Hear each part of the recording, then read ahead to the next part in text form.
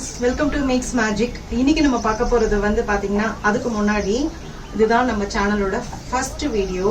So கண்டிப்பாக இந்த வீடியோவை ஃபுல்லாக பாருங்கள், உங்களுக்கு ரொம்ப ரொம்ப பிடிக்கும். ரொம்ப இன்ட்ரெஸ்டிங்கான ரெசிபியோடு இன்னைக்கு நான் வந்திருக்கேன். இன்னைக்கு அந்த ரெசிபியோட பேர் என்னன்னு தெரியுமா? Banana donut. ஓகே, இந்த டோனட் வந்து எப்படி பண்ணுறது, ரொம்ப ஈஸியாக பண்ணிடலாம்.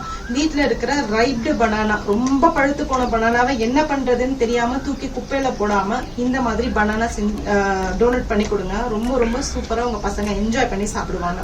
வாங்க இந்த பனானா டோனட்டை எப்படி பண்ணுறதுங்கிறத பார்த்துடலாம். பனானா டோனட் பண்ணுறதுக்கு ஃபஸ்ட்டு நம்ம தேவையானது வந்து எடுத்துக்கலாம். 1/2 கப்பு வந்து வார்ம் வாட்டர் எடுத்துக்கோங்க. அதில் ஒரு 2லிருந்து ஒரு 3 ஸ்பூன் வந்து சர்க்கரை போட்டுக்கலாம்.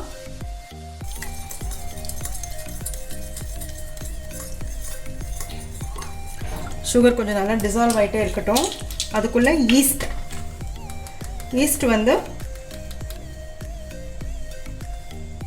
ஒரு 1.5 டீஸ்பூன் ஈஸ்ட் போட்டுக்கலாம்.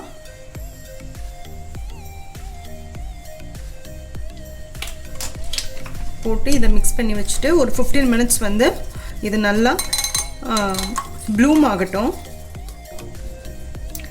ஓகே, நான் கனிஞ்ச பழமாக ஒரு 2 பழம் எடுத்து வச்சுருக்கேன். ஏன்னா இப்போது லாக்டவுனில் இருக்கிறனால கொஞ்சம் எல்லாமே நார்மலை விட கொஞ்சம் இப்போ நம்ம ஜாஸ்தி வாங்கி நம்ம ஸ்டோர் பண்ணி வைப்போம். ஸோ அந்த மாதிரி ஸ்டோர் பண்ணி வைக்கும்போது தான் இந்த வாழைப்பழம்லாம் ரொம்ப ரைப் ஆகிடுச்சு. ஸோ அதனால தான் இந்த ரெசிபியே வந்து பண்ணலான்ட்டு நான் யோசனை பண்ணேன். இது வந்து இப்போ நான் 2 வாழைப்பழம் நல்லா கனிஞ்ச வாழைப்பழம் எடுத்திருக்கேன். இது வந்து செவ்வாழைப்பழம்.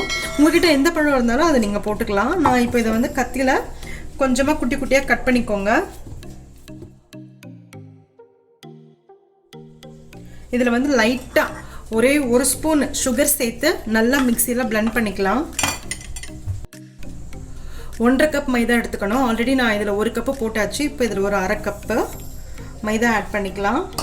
ப்ளஸ் நம்ம வந்து ஆல்ரெடி நம்ம ரெடி பண்ணி வச்சுருந்தோம் இல்லையா, இந்த பனானா மிக்ஸ்சர், இதையும் இதில் போட்டுக்கலாம்.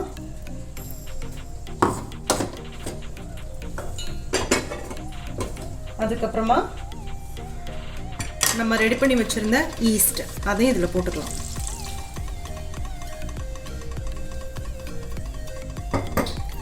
இதை நல்லா கை வச்சு மிக்ஸ் பண்ணிப்போம். இன்கேஸ் வந்து கொஞ்சம் ஸ்டிக்கியாக இருந்ததுன்னா நம்ம கொஞ்சம் எக்ஸ்ட்ரா மைதா ஆட் பண்ணிக்கலாம். ஒரு 2 ஸ்பூன் மைதா ஆட் பண்ணிக்கலாம், ஒன்றும் பிரச்சனை இல்லை. ஸோ பார்த்துட்டு நமக்கு மைதா வேணுமா வேண்டாமான்னு ஆட் பண்ணிப்போம். கொஞ்சம் மைதா தேவை. இன்னும் ஒரு 1/4 கப்பு மைதா சேர்த்துக்கிறேன் நான். இப்போ பாருங்கள், நான் எல்லா பனானா அந்த ஸ்மூதி ஒன்று ரெடி பண்ணியிருந்தோம் இல்லையா, மிக்சியில் போட்டு அதை எல்லாத்தையும் போட்டுட்டு இந்த மைதா மாவில் நல்லா இந்த மாதிரி விஸ்கர் வச்சு நல்லா நீங்கள் வந்து நல்லா பீட் பண்ணணும்.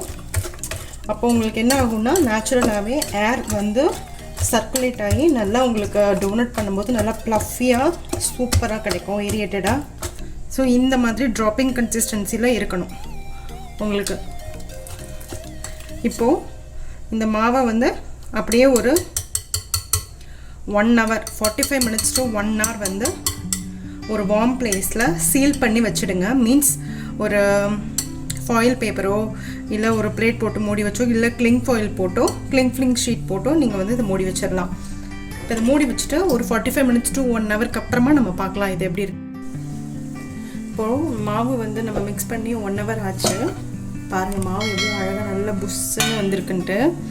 இப்போது இதை நல்லா நம்ம மறுபடியும் அகைன் ஏரியேட் பண்ணிக்க போகிறோம்.